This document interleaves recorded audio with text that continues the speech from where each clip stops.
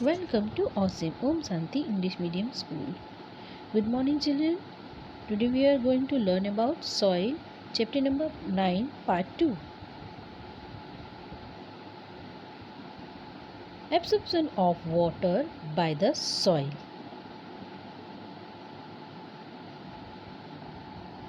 इससे पहले हम लोग पढ़ेंगे प्रॉपर्टीज़ ऑफ सॉइल के बारे में। तो उसमें क्या होता है, देखो, soil has space between its particle known as pore space. ये जो सॉइल होता है उनके बीच में कुछ स्पेस होता है, उनके पार्टिकल्स के बीच में, जिसको कहते हैं pore space. Pore space is a very important property of soil. जो पोर स्पेस होता है ये सॉइल की बहुत ही इम्पॉर्टेंट प्रॉपर्टी होती है। The water and air content of the soil and the flow of water through the soil depend on the pore space of the soil. अभी जो वाटर है, उस जो सॉइल के अंदर जो वाटर और एयर कंटेंट होता है ये, और सॉइल के अंदर से जो वाटर जो फ्लो होता है सॉइल में से, ये डिपेंड करता है कि उसके अंदर जो पोर स्पेस है वो कैसा है। ठीक है, अब हम उसके अब इतना क्लियर होने के बाद हम आगे पढ़ेंगे absorption of water bye soil. When it rains, puddle of water are formed on the ground. After some time, the water seems to dry up. What happened to the water the collect on land? अभी देखो, बारिश होती है तो क्या होता है, ground पे है ना बहुत सारा पानी जो है वो इकट्ठे हो जाते हैं। अभी ये, और कुछ दिनों के बाद आप देखते हो, कुछ टाइम के बाद वो जो वाटर है वो चला जाता है, सूख जाता है। तो ये जो पानी होता है जो कलेक्ट हुआ था लैंड पे, वो कहाँ गया, उसके साथ क्या हुआ? Some of this water evaporate and return to the atmosphere, and some percolate into the soil. Some of the water that percolate into the soil, it absorbed by the soil. This make the soil moist. अभी देखो, ये जो water होता है यहाँ पर जमा होता है लैंड के ऊपर, इसमें से कुछ जो पार्ट होता है वो तो इवेपोरेट हो जाता है, और इवेपोरेट होने के बाद वो मॉइस्चर में वापस रिटर्न हो जाता है। और उसका जो कुछ पानी होता है वो पर्कुलेट हो जाता है। मीन्स वो पानी रिस के नीचे सॉइल तक आता है, नीचे की लेयर की तरफ जाता है। उसको कहते हैं पर्कुलेट, रिस के किसी चीज़ का नीचे आना। अब ये जो वाटर जो पर्कुलेट होके सॉइल में आया है, उसमें से कुछ जो पार्ट होता है वाटर का वो सॉइल एब्जॉर्ब कर लेती है, और वो क्या करती है, सॉइल को उसी से मॉइस्चर रखती है, सॉइल को मॉइस्ट रखती है। The ability of the soil to retain water is known as its water holding capacity. ये जो सॉइल होता है ना, ये अपने अंदर जो पानी रोकता है उसी को कहते हैं वाटर की, सॉइल की water holding capacity. The moisture content of soil depend on it's water holding capacity. अभी कोई सॉइल के अंदर कितना मॉइस्चर है ये डिपेंड करता है उसकी वाटर होल्डिंग कैपेसिटी की ऊपर। मतलब जो सॉइल है वो अपने अंदर कितना पानी रोक पाती है, उसी को कहते हैं वाटर होल्डिंग कैपेसिटी। तो जितना ज़्यादा पानी सॉइल अपने अंदर रोक पाएगी वो सॉइल उतनी ज़्यादा मॉइस्ट होगी। ठीक है, the water holding capacity of soil depend on it's composition. Sandy soil hold less water, whereas soil containing humus or clay or both hold more water. अभी जो वाटर होल्डिंग कैपेसिटी होती है soil में सब में अलग अलग होती है। अभी जैसे उसका जो कंपोजिशन है उस पर डिपेंड करता है। जो सैंडी सॉइल होती है उसमें वाटर जो है वो बहुत कम रुकता है, क्योंकि उसके अंदर जो पार्टिकल्स होते हैं वो बहुत ज़्यादा, उनके अंदर स्पेस होती है, जिसकी वजह से उसके अंदर वो वाटर होल्ड नहीं हो पाता, रुक नहीं पाता, चला जाता है। और जबकि जो सॉइल कंटेंट जिसमें ह्यूमस और क्ले दोनों होते हैं, वो जो सॉइल होती है उसके अंदर सॉइल जो होल्डिंग कैपेसिटी है तो वो अच्छी होती है। Silty soil also hold good amount of water. जो सिल्टी सॉइल होता है उसमें भी अच्छी अमाउंट में वाटर होल्ड होता है, वाटर होता है सॉइल में। All kind of plants and animals living in the soil depend on water held by the soil. अभी जितने भी टाइप के प्लांट्स और एनिमल्स होते हैं ये जो सर्वाइव करते हैं वो डिपेंड करता है कि वहाँ की जो सॉइल है उसमें कितना पानी है, उसमें कितना उसकी वाटर होल्डिंग कैपेसिटी है. The earthworm can breathe only if its body is moist. अभी जो अर्थवर्म जो है पता है आपको, वो अपनी जो स्किन है उससे ब्रीथ करता है और वो कभी ब्रीथ कर सकता है जब उसका जो बॉडी वो मॉइस्ट होगा, गीला होगा, तभी वो ब्रीथ कर पाता है. इसीलिए अर्थवर्म उस जगह पे ज़्यादा रहते हैं जहाँ की जो सॉइल होती है वो उसमें मॉइस्चर ज़्यादा होता है, जो गीली होती है उस टाइप की सॉइल में अर्थवर्म्स ज़्यादा रहते हैं. It depend on water held by the soil to keep its body moist. जहाँ पर जो मॉइस्चर ज़्यादा होता है सॉइल में वो उसकी बॉडी को मॉइस्ट रखता है.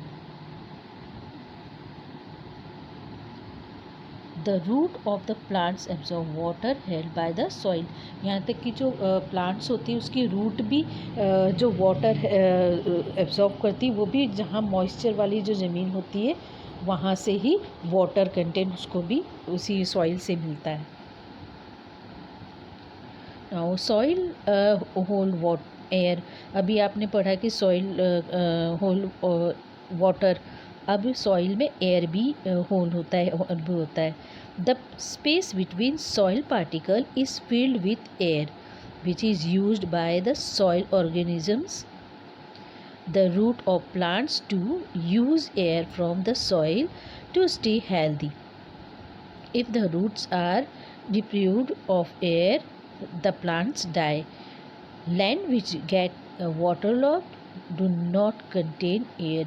अभी जो देखो मैंने बताया कि आपको पोर्स मतलब पोर स्पेस जिसमें ज़्यादा होता है उसमें एयर और वाटर अच्छे अमाउंट में होता है, तो उसमें एयर होती है और जो एयर होती है उस एयर को जो सॉइल ऑर्गेनिजम्स है वो भी यूज़ करते हैं और रूट्स भी यूज़ करती है और हेल्दी रहती है. अगर रूट्स को एयर नहीं मिले तो जो प्लांट है वो डाई हो जाता है, मतलब मर जाता है, सूख जाता है. और जो लैंड पे वाटर लॉग होता है मतलब पानी जमा हो जाता है, ठीक है, भर जाता है, जाता नहीं है कहीं, तो उस जगह पे वो एयर जो होती है वो नहीं हो सकती.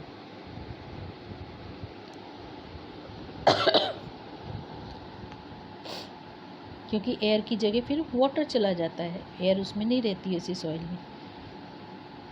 Now soil and crops. Soil और क्रॉप्स के बारे में देखें तो plants grow well in the soil which has good amount of plants nutrition, retain water but does not get waterlogged easily. जो प्लांट्स होते हैं वो ऐसी सॉइल पे ज़्यादा अच्छी तरह से ग्रो होते हैं जिसमें बहुत ज़्यादा अमाउंट में, अच्छे अमाउंट में प्लांट न्यूट्रिशन हो, जिसमें अच्छे अमाउंट में उस सॉइल में वाटर होल्डिंग कैपेसिटी हो, ठीक है, मॉइस्चर हो मतलब उसमें, लेकिन वाटर होल्डिंग कैपेसिटी हो लेकिन उसमें पानी जमा ना होता हो, ऊपर रुकता ना हो ईजीली. ऐसी जो सॉइल होती है उसमें प्लांट्स बहुत अच्छी तरह से ग्रो होते हैं. अब loamy soil has all this features. और लोमी जो सॉइल होते हैं उनमें ये सारे फीचर्स, उसमें प्लांट न्यूट्रिशन भी होता है, उनका जो वाटर होल्डिंग कैपेसिटी होती है वो भी अच्छा होता है और उसमें इजीली वाटर लॉग भी नहीं होता है. All these features, hence it is an ideal type of soil to grow plants. और इसीलिए इस टाइप की जो सॉइल होती है वो प्लांट ग्रो करने के लिए आइडियल सॉइल मानी जाती है. It is use to grow vegetables, onion, garlic, pulses, wheat and maize. ठीक है, ये इन सारी फसल के लिए, इन सारे प्लांट्स के लिए ये जो इस टाइप का जो सॉइल होता है लोमी सॉइल वो यूज़ किया जाता है. Now silty soil. Silty soil is also good for growing crop. It is fertile, absorb and retain water, hold air and does not get waterlogged easily. It is used to grow vegetables, fruit bearing tree and pulses. जो silty soil होता है वो भी growing crops के लिए crop उगाने के लिए अच्छा माना जाता है, क्योंकि ये जो सॉइल होती है ये भी बहुत फर्टाइल होती है। इसमें भी वाटर होल्डिंग जो कैपेसिटी होती है वो अच्छी होती है, एयर भी उसमें अच्छे अमाउंट में होता है, और इसमें भी वाटर लॉस जो है वो इजीली नहीं होता है। तो ये भी वेजिटेबल्स और फूड बेयरिंग जो ट्री होते हैं जिनमें फल लगते हैं, और वो दालों के लिए दलहन जो होती है पल्सेस, उसके लिए भी सिल्टी सॉइल जो है वो अच्छा माना जाता है। Now come to clay soil. Clay soil is fertile but get water lock easily. Clay जो सॉइल होता है वो भी फर्टाइल तो होता है, लेकिन उसमें वाटर लॉक हो जाता है, इजीली वाटर लॉक हो जाता है, मतलब पानी भर जाता है एकदम। It is ideal for growing paddy and wheat. It is also used to grow fruit plant.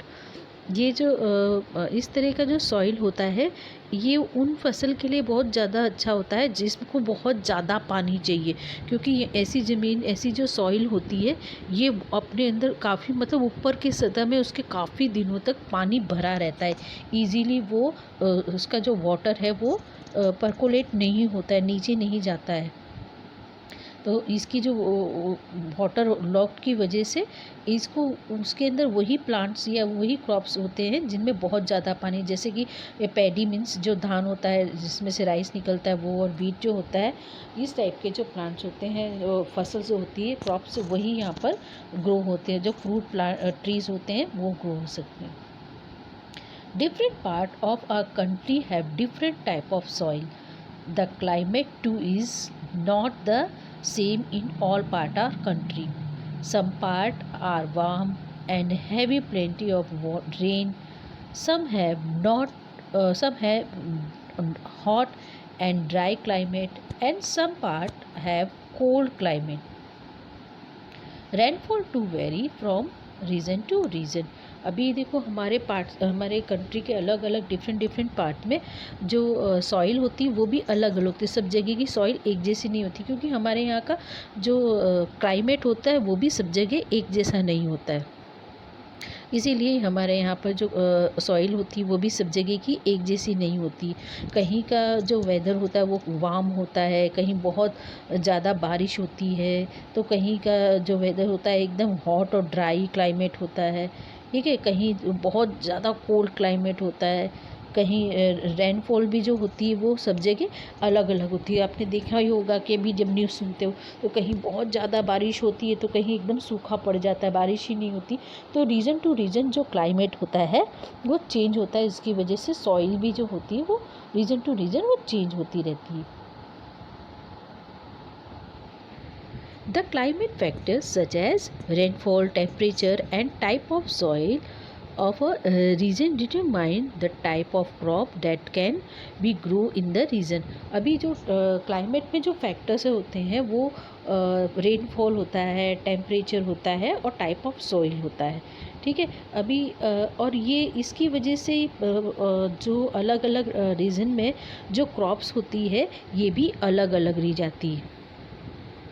कहीं पर कोई क्रॉप्स ज़्यादा अच्छी होती है, कहीं पर जैसे कि भी आप गुजरात में ले लो, राजस्थान में ले लो, तो है महाराष्ट्र में, तो यहाँ पर मूंगफली जो होती है, ठीक है, ग्राउंडनट, इसकी जो क्रॉप्स बहुत अच्छी तरह से उगती है। तो ये पंजाब में और उत्तर प्रदेश में ये सब जगह जो वीट होता है, गेहूँ है, धान है, यहाँ पर बंगाल में चले जाओ, नॉर्थ इंडिया में, वहाँ पर धान वगैरह और वीट है, ये सब बहुत अच्छा होता है। तो रीजन टू रीजन जो टेम्परेचर और रेनफॉल होता है और टाइप ऑफ जो सॉइल होती है उसके हिसाब से वहाँ पर अलग अलग क्रॉप्स भी उगाई जाती है। नहीं, सॉइल कंजर्वेशन, अभी सॉइल को कैसे बचाया जाता है। Fertile farmland loses its fertility by the action of fast flowing water and wind. Topsoil get blown away when land is barren. This happens when a large amount of trees are cut, cattle are allowed to overgraze, and due to meaning of ore from a region. ठीक है। अभी आपने देखा होगा जो हमारी उपजाऊ ज़मीन जो होती है वो उसकी जो फर्टिलिटी होती है वो बहुत जल्दी लूज़ हो जाती है। जब कोई बहुत तेज़ी से पानी जो बह रहा होता है या हवा बहती है तो उसकी जो टॉप सॉइल होती है वो भी उसके साथ में बह के चली जाती है। जब अगर ज़मीन वो खाली पड़ी रहती है तो बैरन मीन्स अगर ऐसी खाली बंजर पड़ी रहेगी तो उसके जो टॉप सॉइल होती है वो ईज़िली उड़ जाती है, बह जाती है। ठीक है।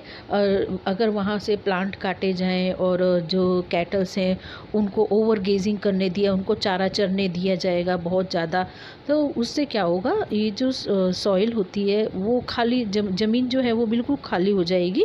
और जब एयर बहुत ज़ोर से विंड चलेगी या बहुत ज़ोर से पानी बहेगा तो उसके साथ जो टॉप सॉइल होती है हमारी, जो उसको आपको पहले भी आगे पढ़ाया है इसी चैप्टर में, कि जो टॉप सॉइल होती है वो हमारी बहुत फर्टाइल होती है और वो बह के फिर चली जाएगी। The force of the wind and flowing water can be reduced by growing cover crop. अभी ये हमारा जो फोर्स होता है इसका, विंड का और वाटर का, इस जिसकी वजह से हमारा जो टॉप सॉइल है वो चला जाता है, उससे अपनी जो सॉइल है इसको बचाने के लिए हम उस पर कवर क्रॉप उगा सकते हैं। उसको बचाने के लिए जो उस पे उगाते हैं उसको कवर क्रॉप कहते हैं, उस पर कवर क्रॉप उगा सकते हैं। जब हमारा जो फसल हो जाता है उसके बाद जब हार्वेस्टेड हो जाता है तो वो ज़मीन पूरी खाली हो जाती है, तो वो खाली ना रहे इसीलिए उसके ऊपर कवर क्रॉप उसको तुरंत उगा दिया जाता है। A cover crop is a grown to cover the land after harvesting the main crop. ये जो होता है कवर क्रॉप, जब हमारी मेन जो क्रॉप हमने उगाई होती है और उसकी हार्वेस्टिंग, उसको जब काट लिया जाता है तो उसके बाद लैंड पे ये कवर क्रॉप को उगा दिया जाता है, जिससे ज़मीन खाली नहीं रहती है। आप इस पिक्चर में देख सकते हैं कि कवर क्रॉप जब ज़मीन खाली हो गई तो उसमें छोटे छोटे घास जैसे उगे हुए हैं। जब ये उग जाते हैं तो जब बहुत ज़्यादा घने हो जाते हैं तो इसको काट के गाय भैंस को, मतलब हमारे कैटल्स जो होते हैं उनको खिला दिया जाता है, लेकिन इसको पूरी तरह से नहीं काटा जाता है। अब उसकी वजह से क्या होता है, देखो आगे मैं आपको बता रही हूँ। Cover crop prevent soil from being expose to wind and flowing water. और ये कवर क्रॉप से क्या होता है, ये हमारी सॉइल को प्रिवेंट करती, बचाती है, जो एयर और जो वाटर है इससे हमारे सॉइल का प्रोटेक्शन करती है, उसको रोकने, हवा से और उससे पानी से उसका बचाव कर देती है। The force of wind and water can also be reduced by growing tree and shrubs on the boundaries of field. Row of plant on boundaries of field are known as shelter belt. अभी देखो इसको हवा और पानी से जो बचाव होता है प्रिवेंट करने के लिए, खेत के आसपास उसकी जो बाउंड्री होती है उस पर छोटे छोटे श्रब्स या ट्री को लगा दिया जाता है, प्लांट लगा दिया जाता है, जिससे विंड जो तुरंत बहुत स्पीड में आ रही होती है जिसकी वजह से उसकी स्पीड कम हो जाती है और जो सॉइल होता है, टॉप सॉइल हमारा, वो उड़ जाने से और बह जाने से बच जाता है। और ये जो लगाया जाता है उसके किनारे किनारे बाउंड्री पे पेड़ और ये जो श्रब्स लगाए जाते हैं, प्लांट और श्रब्स, उसको शेल्टर बेल्ट कहते हैं।